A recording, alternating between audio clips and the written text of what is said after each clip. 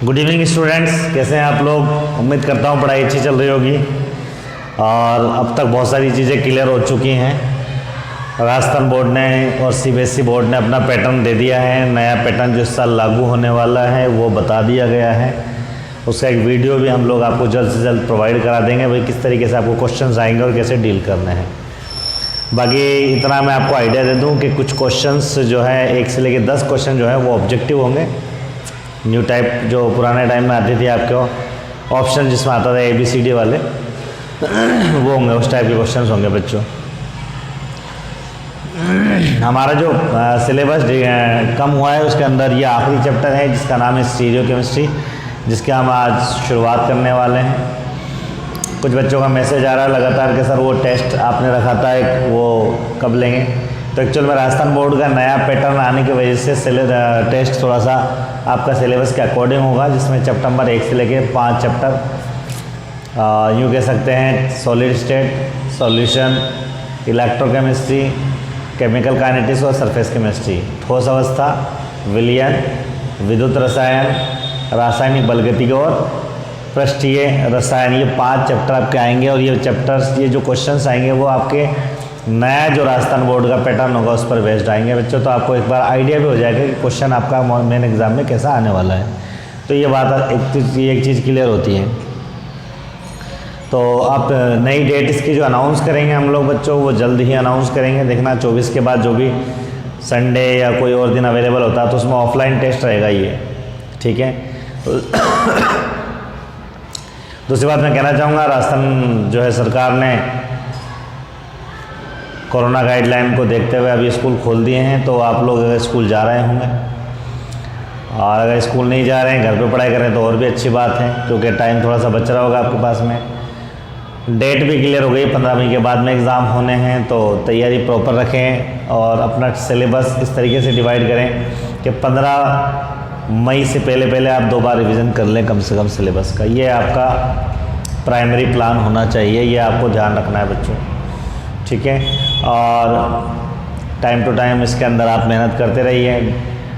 एक ये बात और है इसके अंदर कि ऑफलाइन क्लासें हमारी रेगुलर तो थी ही, अब और लीगल वे में जो है रेगुलर हो गई हैं। और अब क्लास में 3 से 5 मैं अभी बैठ रहा हूँ, प्रॉपर क्लास लग रही है। तो जो भी बच्चा हिंदी मीडियम, इंग्लिश मीडियम है, तो 12th क्लास का अगर कोई बच्चा है, स्टूडेंट्स है, तो वो 3 से 4 के बीच में आकर के क्लास ले सकता है। रिवीजन क्लास चलना शुरू हो गई हैं। और 11th क्लास का बच्चा है तो वो 4 से 5 4 to 5 o'clock की क्लास आपकी चल रही है, वो ले सकता है, ठीक है बच्चों। तो आज हम लोग शुरू करने जा रहे हैं स्टीरियो केमिस्ट्री। स्टीरियो केमिस्ट्री के अंदर का हिंदी में नाम है त्रिविम रसायन। तो बच्चों एक्चुअल में त्रिविम रसायन या स्टीरियो केमिस्ट्री वर्ड कहाँ से है, पहले हम लोग उसकी बात करें। तो हम लोग इसके अंदर बात करें सबसे पहले, फर्स्ट ऑफ ऑल बात करें हम लोग इस चैप्टर के इंट्रोडक्शन की। इंट्रोडक्शन की बात करेंगे बच्चों, परिचय की बात करेंगे। इंट्रोडक्शन या परिचय की बात करें बच्चों, तो परिचय के अंदर इसमें सबसे पहली चीज़ आती है जिसको हम लोग इसके अंदर पढ़ने वाले हैं, उसका नाम है बच्चों समावयवता। क्या नाम है बच्चों? समावयवता। समावयवता अंग्रेजी में उसको बोलते हैं हम लोग आइसोमेरिज्म। समावयवता या आइसोमेरिज्म की बात कर रहे हैं बच्चों। और आइसोमेरिज्म को हम लोग यूँ डिफाइन कर सकते हैं, कुछ एग्जाम्पल दे रहा हूँ आपको, केवल समझना है, लिखना नहीं है बच्चों। मैंने यहाँ लिखा है compound CH3 CH2 CH2 CH2OH। मैं कहूँगा ये क्या, आप कहेंगे सर ये 1 ब्यूटेनॉल है, केवल ब्यूटेनॉल भी बोल सकते हैं। फिर मैंने लिखा है यहाँ पर CH3 CH2 CHOH CH3, आप कहेंगे सर ये 2 ब्यूटेनॉल है, इट्स 2 ब्यूटेनॉल। फिर मैंने लिखा है यहाँ पर CH3 C CH3 CH3OH, और ये कहलाता है आपका 3 ब्यूटेनॉल।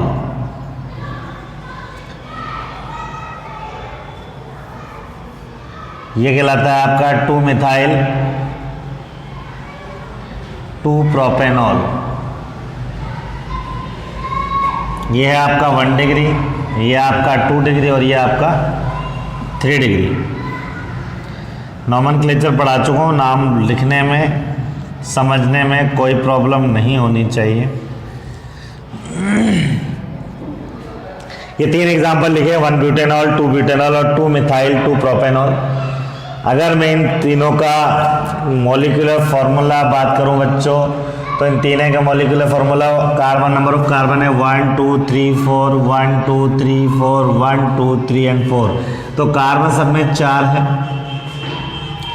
हाइड्रोजन की बात करें 3 2 5 2 7 2 9 और 1 10, 3 2 5 2 7 और 3 10, 3 6 9 और 1 10, H10 है और ऑक्सीजन है।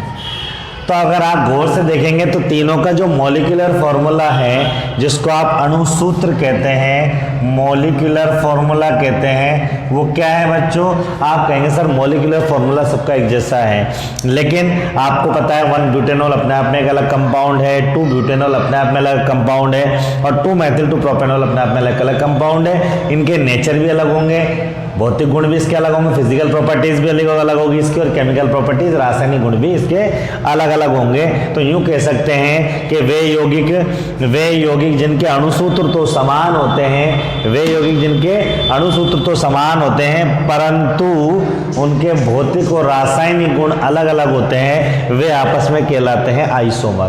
क्या कहलाते हैं? आपस में आइसोमर या समावयवी कहलाते हैं। और पदार्थों के इस गुण को बोलते हैं हम लोग समावयवता। इसको यूं कह सकते हैं बच्चों कि आपके पास में प्योर दूध है, अब आपने क्या किया, उस दूध से आपने छाछ बना ली, उस दूध से आपने दही बना लिया, उस दूध से आपने पनीर बना लिया, उस दूध से आपने मक्खन बना लिया, उस दूध से आपने देसी घी बना लिया। एक्चुअल में क्या है कि वो अगर हम लोग उसकी बात करेंगे तो सबकी फिजिकल प्रॉपर्टी अलग अलग है, सबके भौतिक गुण अलग अलग है। भौतिक गुण में क्या चीज़ आती है? भौतिक गुण में उसका रंग आता है, गंध आता है, स्वाद आता है, ये सब अलग अलग है। कलर है, उसका कलर अलग होगा, उसका टेस्ट अलग होगा, ठीक है, कलर अलग होगा, टेस्ट अलग होगा, उसके अंदर स्मेल जो होगी वो अलग होगी। तो यूँ कह सकते हैं कि जब रंग गंध स्वाद चेंज होता है तो उसको फिजिकल गुण बोलते हैं, और केमिकल प्रॉपर्टी उसकी केमिकल रिएक्शन में शो होती है, आपको मालूम है। तो अब चीज़ तो एक ही है कि भाई दूध से बनाए, लेकिन ये सब क्या है? दूध के आइसोमर हैं, ठीक है, मिल्क के आइसोमर हैं ये सारे जो मैंने आपको बताया। इसी तरीके से कि अणुसूत्र तो है C4H10O, लेकिन उससे इतने सारे कंपाउंड बन गए जो अपने आप में एक अलग चीज़ है, अलग अलग मार्केट में ये अलग इस नाम से बिकता है, ये इस नाम से बिकता है, इस नाम, तीनों मिलते हैं, तीनों अलग अलग कंपाउंड की केमिकल रिएक्शन भी अलग अलग होती है, केमिकल प्रॉपर्टीज भी अलग अलग होती है। तो यूँ कह सकते हैं बच्चों कि वे यौगिक जिनके अणुसूत्र तो समान होते हैं परंतु भौतिक और रासायनिक गुण अलग अलग होते हैं, क्या कहलाते हैं? आपस में समावयवी कहलाते हैं, तथा यौगिकों के इस गुण को समावयवता कहते हैं। ठीक है बच्चों, तो लिखेंगे इंट्रोडक्शन में लिखेंगे समावयवता डाल के, इसमें लिखेंगे वे यौगिक जिनके अणुसूत्र तो समान होते हैं, वे यौगिक जिनके अणुसूत्र तो समान होते हैं, वे यौगिक जिनके अणुसूत्र तो समान होते हैं परंतु भौतिक तथा रासायनिक गुण अलग अलग होते हैं, परंतु भौतिक तथा रासायनिक गुण अलग अलग होते हैं, एक दूसरे के समावयवी कहलाते हैं, एक दूसरे के समावयवी कहलाते हैं, तथा यौगिकों के इस गुण को समावयवता कहा जाता है, तथा यौगिकों के इस गुण को समावयवता कहा जाता है। लिख लिया बच्चों? हिंदी मीडियम वाले, इंग्लिश मीडियम वाले लिखेंगे the compound which have similar molecular formula, the compound which have similar molecular formula, the compound which have similar molecular formula but different physical and chemical properties, are known as isomer of each other, and these properties of compound is known as isomerism, is known as isomerism. Example लिख लेंगे, हिंदी वाले भी लिख देंगे, 1 butanol Hindi में लिख देंगे, 2 butanol Hindi में लिख देंगे, 2 मेथिल 2 प्रोपेनॉल हिंदी में लिख देंगे। ठीक है, फटाफट से लिख लीजिए।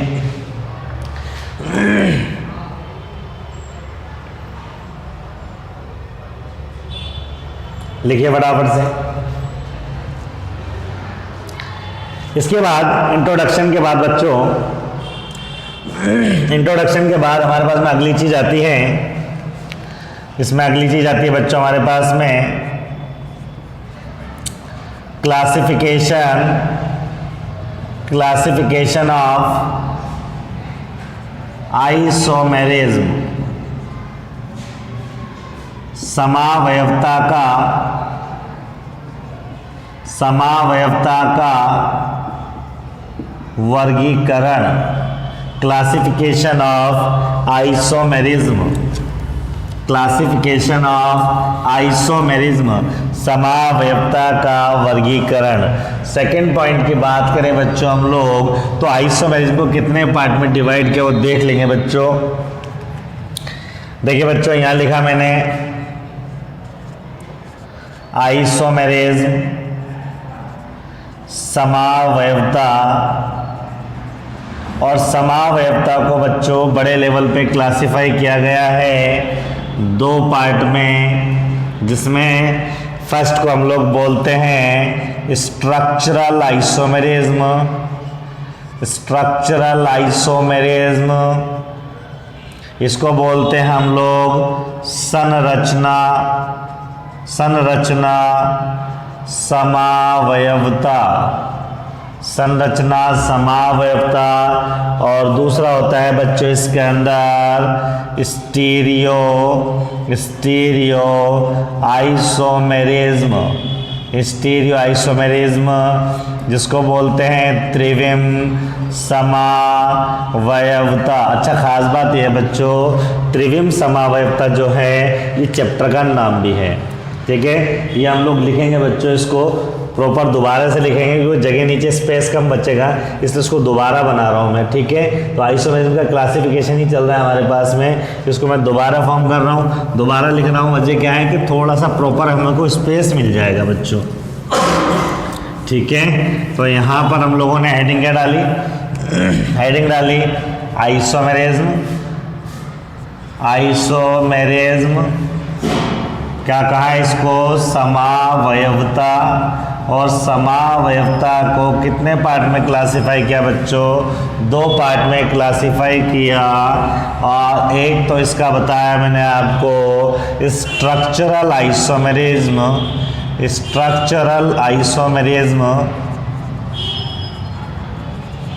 और दूसरा नाम बताया बच्चों मैंने इसके अंदर स्टीरियो आइसोमेरिज्म।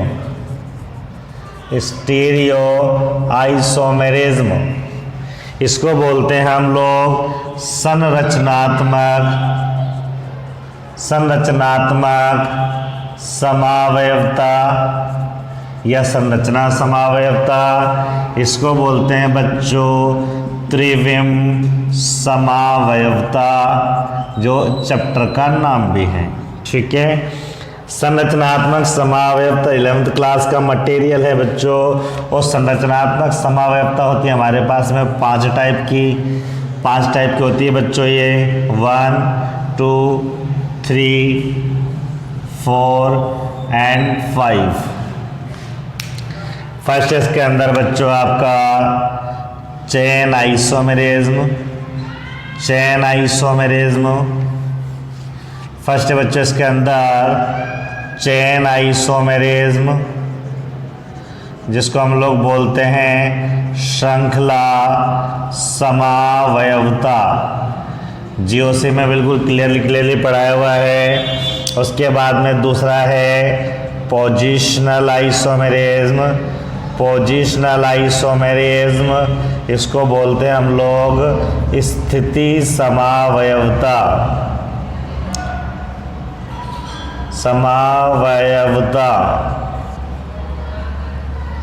उसके बाद में तीसरा है इसके अंदर फंक्शनल आइसोमेरिज्म, और इसको हम लोग बोलते हैं फंक्शनल आइसोमेरिज्म को हम लोग बोलते हैं, क्या बोलते हैं, क्रियात्मक समावयवता, क्रियात्मक समावयवता। थर्ड फोर्थ इसके अंदर, ठीक है बच्चों, फंक्शनल। उसके बाद में फोर्थ है इसके अंदर मेटामेरिज्म, मेटामेरिज्म जिसको हम लोग बोलते हैं मध्यावयवता, मध्यावयवता। और लास्ट है बच्चों इसके अंदर, लास्ट आइसोमेरिज्म है हमारे पास में इसके अंदर, उसका नाम है टोटोमेरिज्म। क्या नाम बच्चों, टोटोमेरिज्म, टोटोमेरिज्म जिसको हम लोग बोलते हैं चलावयवता। खास बात यह है कि ये पांचों टाइप के जो आइसोमेरिज्म हैं ये मैं आपको जीओसी के लेक्चर में पढ़ा चुका हूँ। ये यहाँ हम लोग बात नहीं करेंगे, तो चैप्टर का पार्ट भी नहीं है। समझने के लिए अगर आप क्लेरिफाई करना चाहते हैं तो जीओसी का लेक्चर ले सकते हैं, यूट्यूब पे भी अवेलेबल है और कोड आपको दे रखा है उस पर भी अवेलेबल है। अब मैं बात कर रहा हूँ स्टीरियो आइसोमेरिज्म। तो स्टीरियो आइसोमेरिज्म को बड़े लेवल पे बात करें बच्चों तो दो पार्ट में क्लासिफाई किया गया है, इसको दो पार्ट में बांटा गया है। एक है बच्चों इसके अंदर एक क्लासिफिकेशन है जिसका नाम है कॉन्फिगरेशनल आइसोमेरिज्म, कॉन्फिगरेशनल आइसोमेरिज्म जिसको बोलते हैं हम लोग विन्यासी समावयवता, विन्यासी समावयवता। और दूसरा है इसके अंदर कन्फर्मेशनल आइसोमेरिज्म, कन्फर्मेशनल आइसोमेरिज्म जिसको हम लोग बोलते हैं संरूपण समावयवता। तो यूं कह सकते हैं बच्चों स्टीरियो आइसोमेरिज्म क्या होता है बच्चों, स्टीरियो आइसोमेरिज्म होता है आपका त्रिविम समावयवता, और त्रिविम समावयवता होता है आपका दो टाइप का, विन्यासी समावयवता और दूसरा होता है संरूपण समावयवता। ठीक है बच्चों, अब हम लोग पहले ये बात कर लें कि भाई स्टीरियो है क्या चीज। चलो एक बार क्लासिफिकेशन के बारे में बात कर लेते हैं, फिर मैं आपको आगे बताऊंगा। कन्फर्मेशनल, जो कॉन्फिगरेशनल और कन्फर्मेशनल की बात करें तो बच्चों यहाँ पर हमारे पास में यूँ कह सकते हैं कि जो कॉन्फिगरेशनल है उसको भी दो पार्ट में क्लासीफाई किया गया है, जो कि जीओसी में बताया मैंने आपको। ठीक है, एक है इसके अंदर ज्योमेट्रिकल आइसोमेरिज्म, ज्योमेट्रिकल आइसोमेरिज्म को हम लोग कहते हैं बच्चों ज्यामिति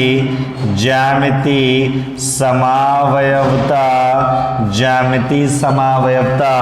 और दूसरा हमारे पास में है बच्चों इसके अंदर ऑप्टिकल आइसोमेरिज्म जिसको हम लोग कहते हैं बच्चों इसके अंदर प्रकाशिक समावयवता।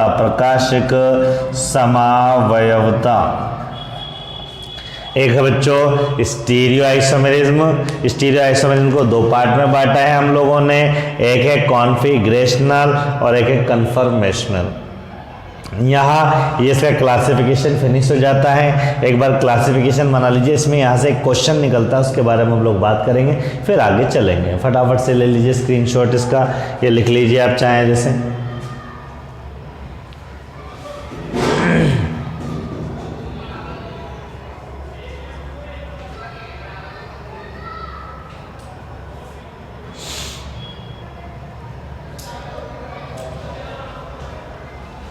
चलें बच्चों,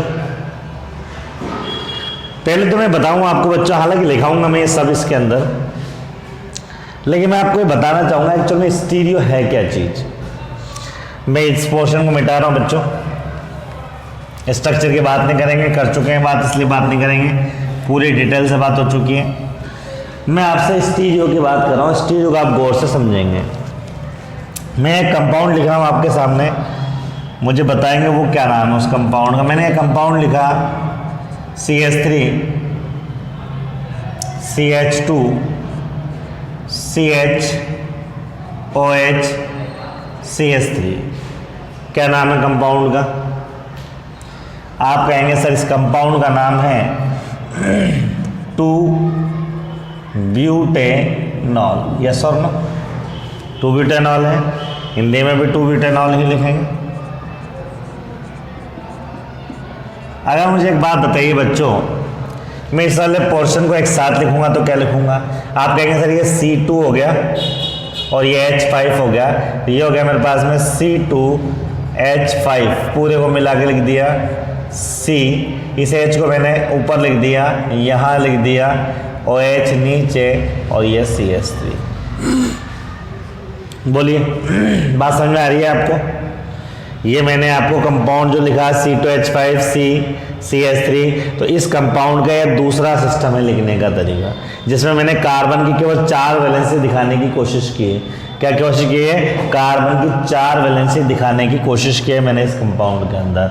ठीक है, ये समझ में आ गया आपको? अभी भी ये 2-ब्यूटेनॉल है, इसके अंदर आप मना नहीं कर सकते। अब मैं आपको इसको 3D के अंदर दिखाना चाहता हूँ कि भाई 3D में ये कैसा नजर आएगा।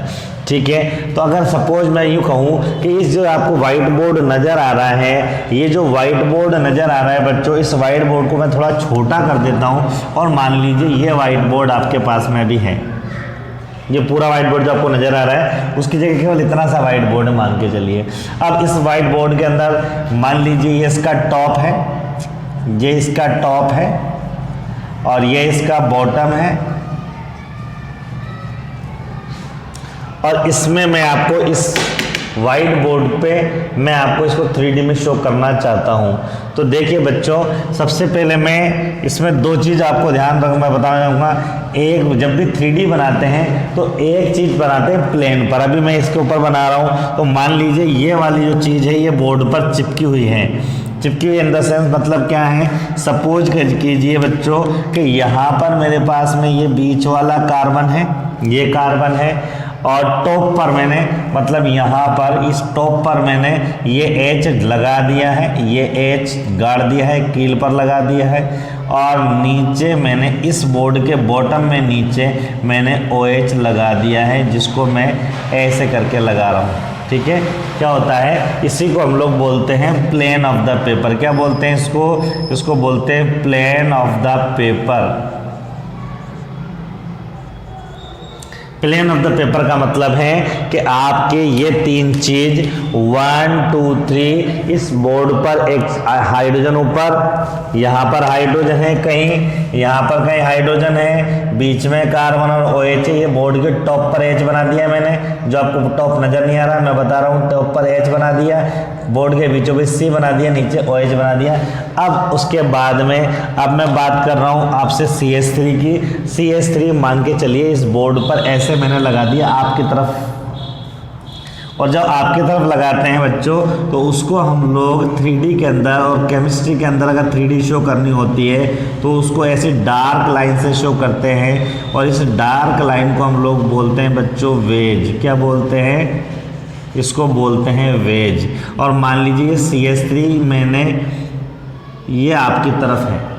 ठीक है बच्चों, मतलब यहाँ H, ये C, फिर नीचे OH, और ये जो CH3 आपको नजर आ रहा है वो इस कार्बन में CH3 आपकी तरफ ऐसे है। चूंकि बोर्ड 2D होता है तो 3D में आपको इमेजिन करा रहा हूँ कि मान लीजिए H आपकी तरफ ऐसे है, और OH क्या है बच्चों?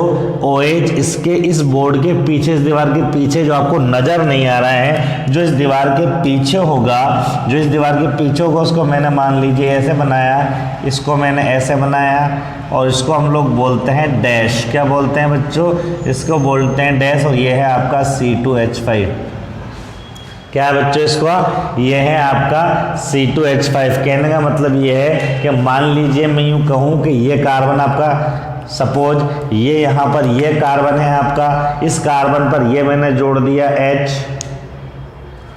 ये कार्बन है आपका, इस पे ये जो मार्कर का अलग दिखा रहा हूँ मैं, ये आपको हो गया H, ठीक है। इसके नीचे ये मैंने ये कार्बन है, ये H है, ये OH हो गया, ठीक है, नजर आ रहा है। ये लाल ढक्कन जो है कार्बन है, ये उसके ऊपर जो व्हाइट वाला आपको जो नजर आ रहा है वो आपका H है, और जो ये नीचे नजर आ रहा है आपको ये आपका OH है, ठीक है। अब मैंने क्या किया, ये CH3 जो आपको नजर आ रहा है वो ऐसे लगा दिया, जो आपकी तरफ आपको नजर आ रहा है ऐसे, और ये जो C2H5 वो आपको नजर आ रहा होगा पीछे की साइड में जो आपको नजर कम आ रहा है, इसको बोलते हैं टुवर्ड्स द व्यूअर। इस वाली रो को जिसको मैं वेज बोल रहा हूँ, यहाँ मैं वेज बोल रहा हूँ, इसको बोलते हैं टुवर्ड्स द व्यूअर। ये बिल्कुल एकदम सीधे हैं, ये आपकी तरफ है, टुवर्ड्स द व्यूअर कहलाता है, देखने वाले की ओर। आप देख रहे हैं तो ये आपकी तरफ है, और जो इसको वेज से या डार्क लाइन से शो करते हैं। और एक पीछे है 2-ब्यूटेनॉल का, मैंने स्ट्रक्चर बताया आपको, ये नजर आ रहा है आपको, ये 2-ब्यूटेनॉल है आपका, यहाँ एक आपकी तरफ एक पीछे है, और ये CH3 जो पीछे है ये डैश से बनाया है मैंने, ये रहा,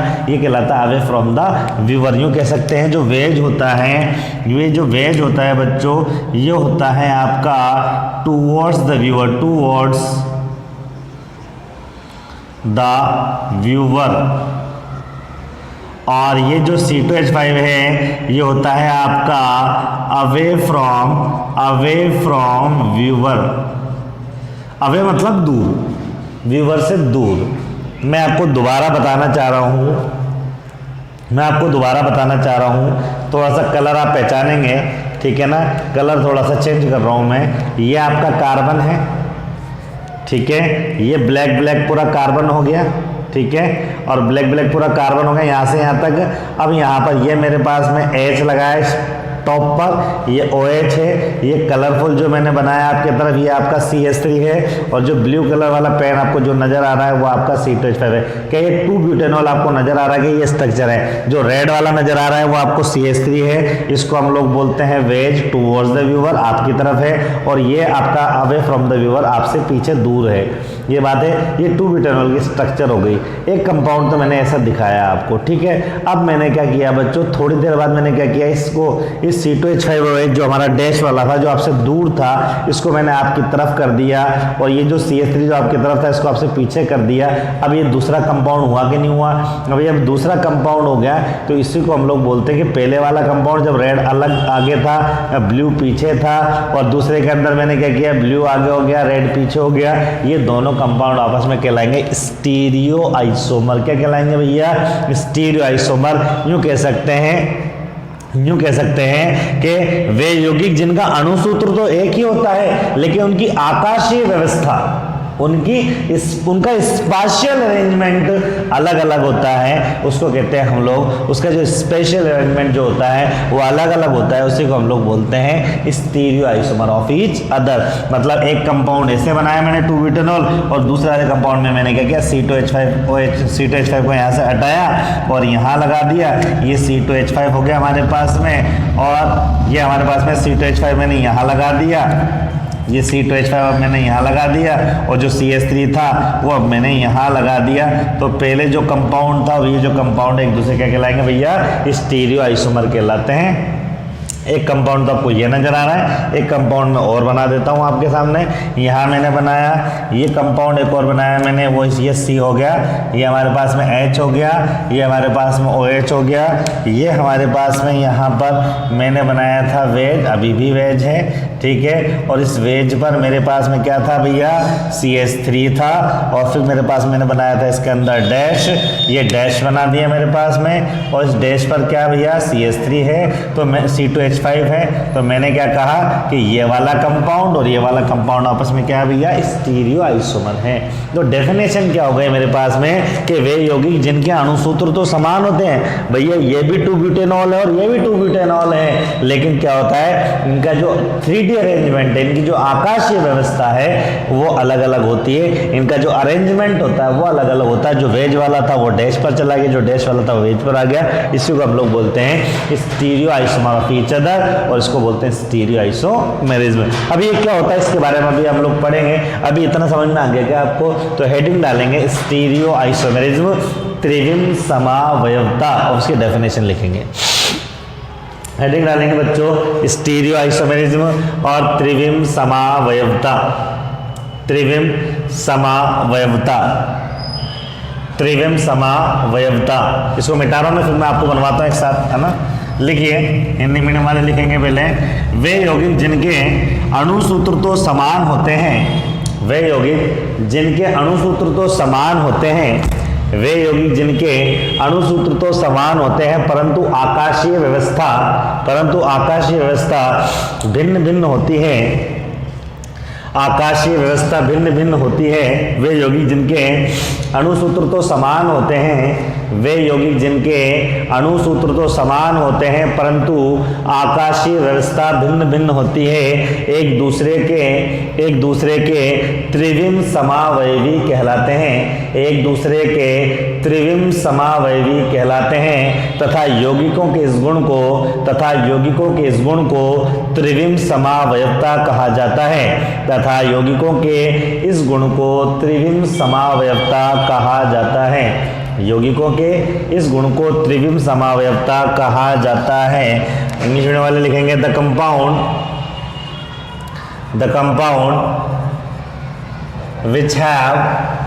the compound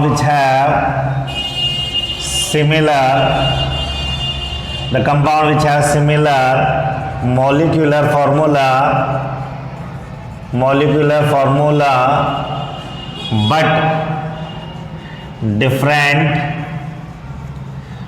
different spatial arrangement, bracket में लिख देंगे 3D arrangement. The compound which have similar molecular formula but different spatial arrangement is known as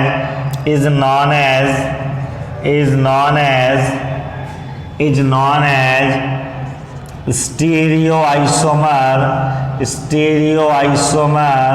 of each other, and this property of compound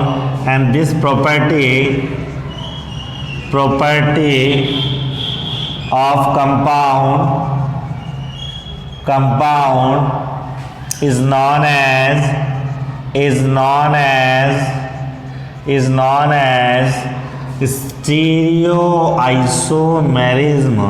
stereoisomerism.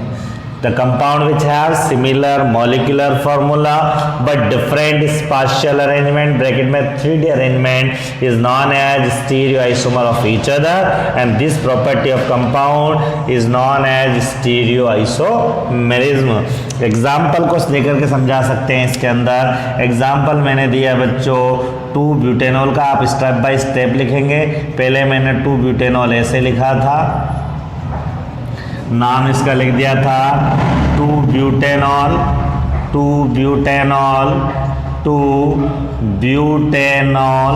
फिर इसको मैंने मिला के लिख दिया था, तो ये हो गया था C2H5CH3।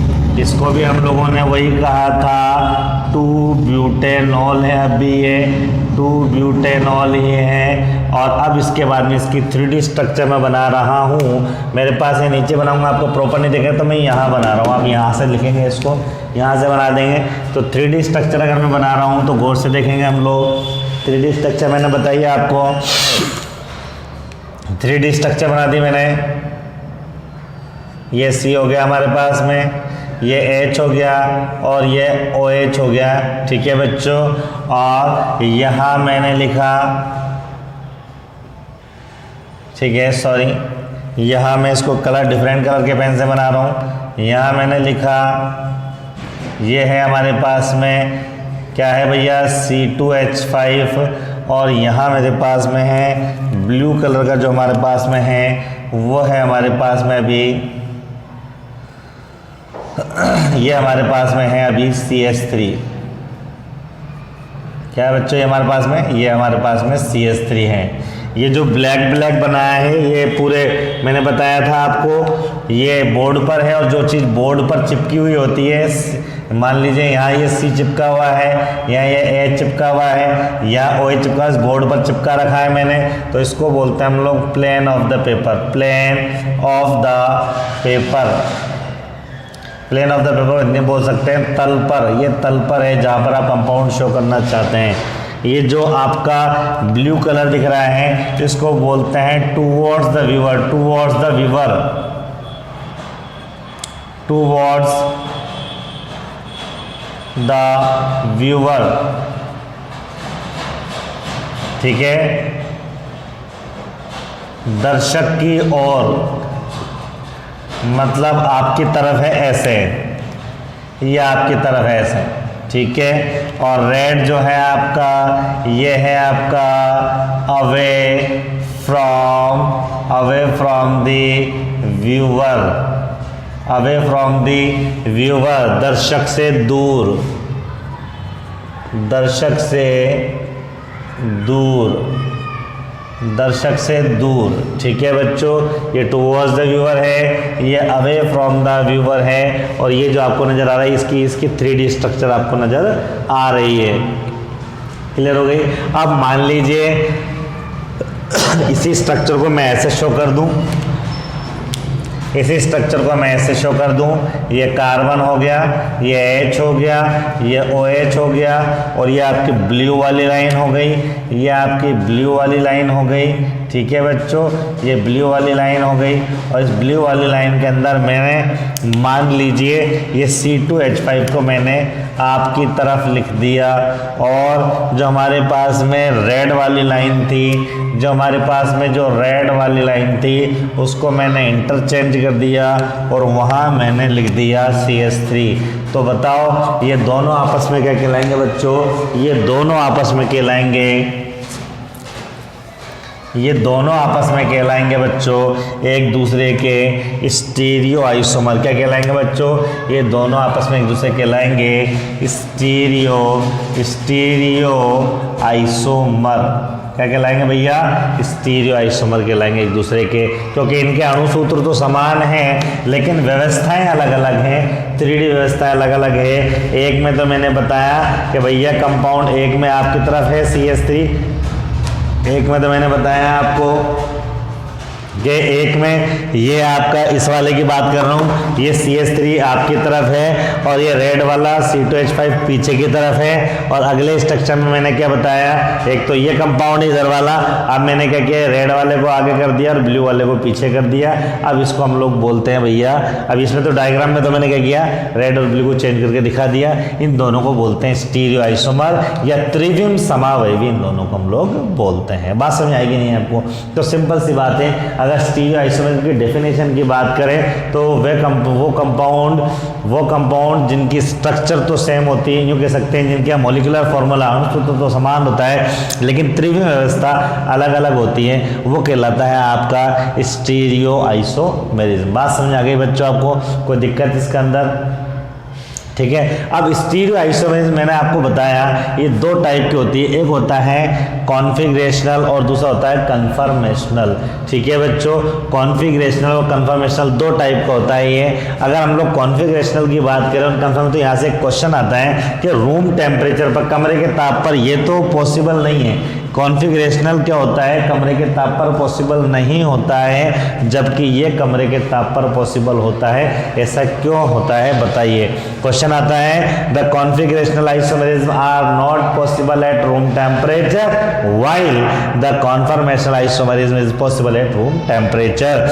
विन्यासी समावयवता कमरे के ताप पर संभव नहीं है, जबकि संरूपण समावयवता कमरे के ताप पर संभव होती है। क्यों? समझाइए। ये क्वेश्चन आता है जिसके बारे में हम लोग डील करेंगे अगले लेक्चर के अंदर। समझ में आए बच्चों आपको? क्योंकि इसके अंदर कुछ मटेरियल हमें चाहिए, थोड़ा सा पेन और कागज़ का रिक्वायरमेंट पड़ेगा हम लोगों को। तो उसके लिए फिर मैं क्या करूँगा, आपके लिए अगली बार जब आऊँगा तो कच्चा मटेरियल आपके लिए लाना पड़ेगा, तो उसमें मैं आपको क्लियरिफाई करूँगा कि ऐसा क्यों होता है, क्यों नहीं होता। अभी मैं हल्का फुल्का आपको क्लियर करने की कोशिश करता हूँ, थोड़ी सी बात आप सुनेंगे। ठीक है, मेरी बात सुनिए। इसको मैंने मिटा दिया, मेरी बात सुनिए। इतनी बात अभी फिलहाल जनरल कॉन्सेप्ट के हिसाब से इतनी बात ध्यान रखिए कि कॉन्फर्मेशनल आइसोमेरिज्म जब आपको मिलेगा, ये वाली जो आइसोमेरिज्म होती है, कन्फर्मेशनल आइसोमेरिज्म होती है, ये हमेशा कब होती है? जब इसके अंदर घूर्णन प्रतिबंधित होता है।